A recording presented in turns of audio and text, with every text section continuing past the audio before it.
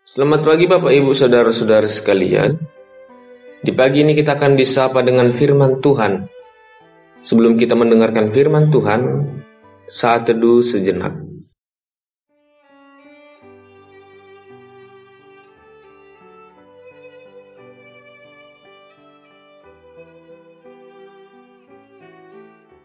Amin. Firman Tuhan untuk kita diambil dari Mazmur pasal 51 ayat 3.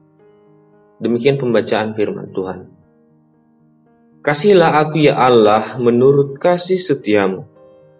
Hapuskanlah pelanggaranku menurut rahmat-Mu yang besar.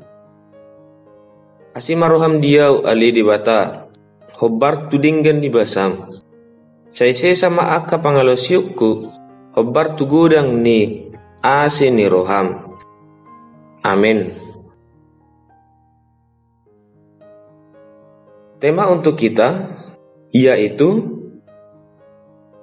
manusia mengaku dosa adalah kehendak Tuhan. Saudara-saudari yang dikasihi oleh Tuhan kita Yesus Kristus, sebagai manusia yang tidak sempurna, tentu tidak akan pernah bersih dari yang namanya kesalahan, pelanggaran dan beragam kekurangan lainnya. Berangkat dari kesadaran akan kelemahan tersebut, manusia cenderung akan meresponnya dengan pengakuan kesalahan. Semisal kata maaf karena telah menciptakan ketidaknyamanan, bahkan kerugian kepada orang-orang di sekitar. Adalah hal yang manusiawi jika seseorang mau memohon maaf atas kesalahan yang ia lakukan. Tentu, tidak semua orang mampu melakukan hal itu. Kemungkinan besar dipengaruhi oleh rasa malu, gengsi, atau memang dasar jahat. Semisal dengan berkata, saya kan lebih tua darinya, masa saya harus minta maaf? Saya kan lebih kaya darinya, rendah kali saya jika saya harus minta maaf. Namun yang pasti, dari firman Tuhan yang baru saja kita dengarkan, mengaku dosa memperlihatkan sukacita yang besar. Secara keseluruhan dari Mazmur 51, kita diberitahu bahwa Daud melanggar hukum Taurat yang ke-10, mengambil Batsheba istri Uria untuk ia jadikan miliknya. Tentu ia berdosa atas tindakan yang ia lakukan itu.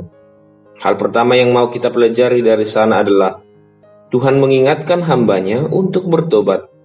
Tuhan mengasihi hambanya Daud, sehingga mengutus Nabi Nathan mengingatkan dia untuk mengakui dosanya dan memohon ampun terhadap Tuhan.